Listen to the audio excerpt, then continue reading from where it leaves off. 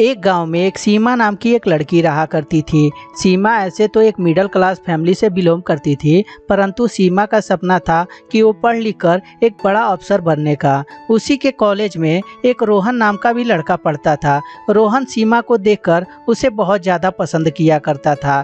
एक दिन रोहन सीमा के पास जाता है और जाकर बोलता है, हाय सीमा, कैसी हो तुम? मैं तो ठीक हूँ रोहन, तुम कैसे हो? मैं भी ठीक हूँ। एक बात तुमसे कहना है। मैं तुमसे बहुत प्यार करता हूँ और मैं तुमसे शादी करना चाहता हूँ। क्या तुम भी मुझसे प्यार करती हो? सीमा जब इस बात को सुनती है तो बोलती है, ओए मिस्टर, वो प्यार वार का चक्कर ना कहीं और चलाना। मैं ऐसे भी कॉलेज में पढ़ने आती हूँ, यहाँ प्यार करने नहीं आती। सीमा, मेरी बात का यकीन करो। मैं तुमसे बहुत प्यार करता हूँ। मैं तुम्हारे बिना मर जाऊंगा। लगता है तुम ऐसे नहीं मानोगे। तुम्हारा शिकायत लग रहा है प्रिंसिपल सर से करनी पड़ेगी। इतना सुनने के बाद रोहन चुप हो जाता है, सीमा से कुछ नहीं बोलता। सीमा भी वहाँ से चली जाती है। तभी इधर रोहन बोलता है, मैं भी देखता हूँ कि तुम कब तक मेरे प्यार को ठुकराती हो। एक ना एक दिन तो तुम्हें अपना बना के ही रहूंगा। अगले दिन सीमा पार्क में खड़ी रहती है। तभी वहाँ रोहन आता है और रोहन गुलाब का फूल उसे देते हुए बोलता है, प्लीज सीमा, मेरी बात को मान जाओ। मैं तुमसे बहुत प्यार करता हूँ। अगर जो तुम मुझे नहीं मिली तो मैं आज ही अपनी जान दूंगा, और वो भी यहीं पर।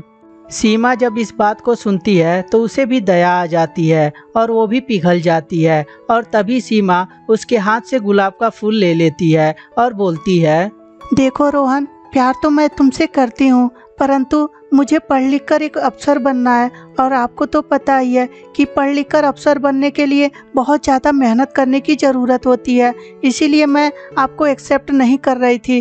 प्लीज़ बुरा मत मानिएगा, प्यार मैं भी आपसे दिल से करती हूँ। इस बात को सुनकर रोहन बहुत ज़्यादा खुश हो जाता है। थोड़ी देर बाद सीमा भी अपने घर चली आती है, परंतु सीमा तो घर पे थी, लेकिन ध्यान उसका रोहन पे ही था, क्योंकि रोहन से सीमा बहुत ज़्यादा प्यार करने लगी थी। एक दिन सीमा रोहन के पास आती है और आकर बोलती है, रोहन, तुमने ये कैसा जादू कर दिया है। ना तो अब खाना खाने का मन करता है और ना ही घर पे रहने का मन करता है। बस मन करता है कि तुम्हारी बाहों में हमेशा पड़ी रहूं। तुम्हें क्या लगता है सीमा, केवल तुम्हारे साथ ही ऐसा हो रहा है? मेरे साथ भी ऐसा ही हो रहा है। तुम्हें जब तक देखता नहीं हूँ तब तक मेरे को चैन भी नहीं मिलती है। सीमा और रोहन में ढेर सारी बातें होती हैं और सीमा रोहन के गले से लिपट जाती है और धीरे धीरे समय गुजरता जाता है। अब तो सीमा को ना तो पढ़ना था और ना ही बड़ा अफसर बनना था। अब सीमा को सिर्फ रोहन से प्यार ही करना था। एक दिन सीमा रोहन से बोलती है, रोहन, अब मैं तुम्हारे बिना नहीं जी सकती। मुझसे शादी कर लो अब तुम। ठीक है सीमा, मैं तुमसे शादी कर लूंगा, परंतु तुम्हारे माता पिता से एक बार मिलकर तुम्हारा हाथ मांग लूं मैं। अच्छा, तुम्हें क्या लगता है मेरे माता पिता कभी इस शादी को नहीं मानेंगे? क्योंकि मेरे माता पिता पुराने ख्यालातों के हैं। वो कभी नहीं चाहेंगे कि तुमसे मेरी शादी हो। फिर भी सीमा, एक बार फर्ज बनता है कि मैं तुम्हारी माँ से या पिता से एक बार बात कर लूं। तुम मेरी बातों को क्यों नहीं समझ रहे हो? मेरे माता पिता पुराने ख्यालातों के हैं। वो कभी इस शादी को नहीं मानेंगे। तुम मेरी बात का यकीन करो और मुझे कहीं दूर ले चलो। तुम चिंता मत करो सीमा, मैं तुमसे प्यार करता हूँ। मैं तुम्हें बहुत दूर लेकर जाऊंगा, जहाँ पे तुम्हारे माता पिता की परछाई भी नहीं पड़ेगी। और यह बोलकर रोहन उसे भगाकर लेकर एक होटल के कमरे में आता है और आकर बोलता है, तुम यहीं रुको सीमा, मैं शादी का शॉपिंग करके आता हूँ और साथ में पंडित जी को भी न्योता दे देता हूँ। नहीं रोहन, मैं भी तुम्हारे साथ चलूंगी। मैं अकेले यहाँ रहकर क्या करूँगी? प्लीज सीमा, बात को समझने की कोशिश करो। नीचे कोई तुम्हें देख लिया और पहचान लिया तो सामत आ जाएगी। ठीक है, तो फिर जाओ, लेकिन जल्दी आना। मुझे अकेले बहुत डर लगता है। अरे पागल, इसमें डरने की क्या बात है? मैं यूं गया और यूं आया। और यह बोलकर रोहन वहाँ से चला जाता है। थोड़ी देर बाद सीमा के कमरे में एक अनजान व्यक्ति आता है। अनजान व्यक्ति को देखकर सीमा बोलती है, आप कौन हैं और इस कमरे में कैसे आ गए आप? ओए लड़की, नाटक करना बंद कर और जिस काम से मैं आया हूँ उस काम को कर, समझी कि नहीं? सीमा बेचारी को कुछ समझ में नहीं आ रहा था कि किस काम की बात कर रहा है। और तभी सीमा बोलती है, अरे आप कौन सी काम की बात कर रहे हैं? मैं कौन सा काम करने आई हूँ? आप लग रहा है गलत कमरे में आ गए हैं। ओए लड़की, ज्यादा नाटक मत कर, समझी कि नहीं? तू रोहन के साथ ही आई है ना? रोहन ने ही मुझे भेजा है, तो मैं गलत कमरे में कैसे आ जाऊंगा? जब सीमा इस बात को सुनती है कि रोहन ने भेजा है, तभी सीमा बोलती है, सॉरी, मैं क्षमा चाहती हूँ। आप पंडित जी है ना जो हमारी शादी कराने आए हैं? ओए लड़की, पागल हो गई है क्या तू? मैं तुझे पंडित दिखाई देता हूँ? मैं यहाँ शादी कराते फिर रहा हूँ? अरे मैं तो एंजॉय करने आया हूँ, एंजॉय करने, समझी कि नहीं? सीमा जब इस बात को सुनती है तो वो समझ जाती है कि ये जरूर कोई फालतू आदमी है जो आकर मुझे परेशान कर रहा है। और तभी सीमा बोलती है, ओए मिस्टर, मैंने बहुत प्यार से तुमसे बात कर लिया, अब यहाँ से चले जाओ, वरना मेरा रोहन आ गया ना तो बहुत पीटेगा तुमको।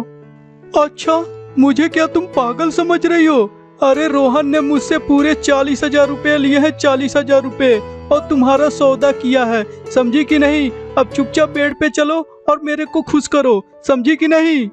सीमा जब इस बात को सुनती है तो उसके पैरों तले जमीन खिसक जाती है। और तभी सीमा बोलती है, देखिए सर, आपको जरूर कुछ ना कुछ गलतफहमी हुई होगी। मेरा रोहन ऐसा नहीं कर सकता।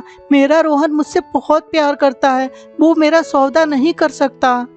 देख लड़की, तेरा रोहन क्या कर सकता है क्या नहीं कर सकता, उससे मुझे कुछ लेना देना नहीं है। मैंने पूरे 40,000 रुपए दिए हैं, ना विश्वास हो तो जाकर पूछ लेना, लेकिन हाँ, काम होने के बाद, समझी कि नहीं?